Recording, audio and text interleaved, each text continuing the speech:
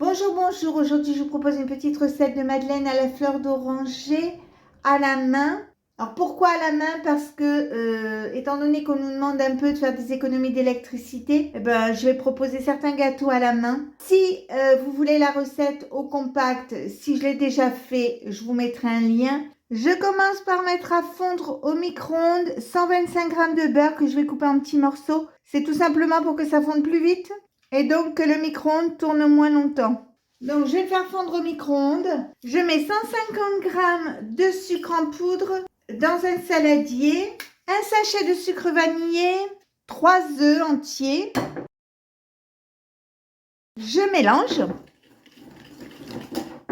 J'ajoute ensuite un demi-sachet de levure chimique et 150 g de farine. Je mélange. Alors, je vais bien mélanger pour éviter les grumeaux.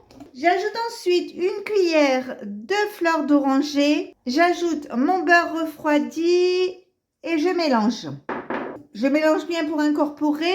Voilà, ma pâte est belle. Vous voyez, elle est bien coulante. Maintenant, je vais la mettre pour 2 heures minimum au réfrigérateur. Et après, on passera à la préparation et à la cuisson des madeleines. Donc, on se retrouve tout à l'heure pour la suite de la préparation. Je fais préchauffer mon four à 240 degrés, c'est-à-dire maximum pendant 15 minutes. Je prends mes moules, je beurre mes moules, je remplis mes empreintes avec de la pâte.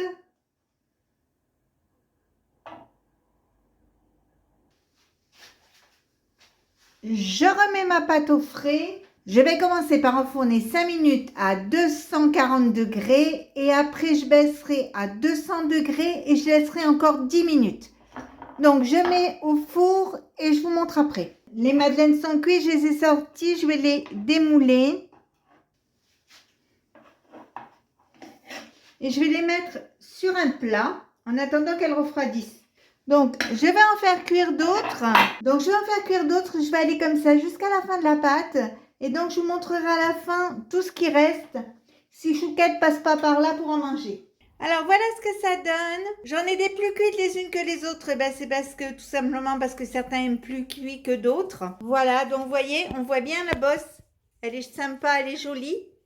Donc maintenant, on va les mettre dans une boîte en ferraille et on en mangera de temps en temps au goûter, ça fera du bien. Donc si ma recette vous a plu, n'hésitez pas à mettre un j'aime, un commentaire ou tout simplement à vous abonner à ma chaîne. C'est facile, c'est rapide, ça coûte rien et ça fait toujours plaisir.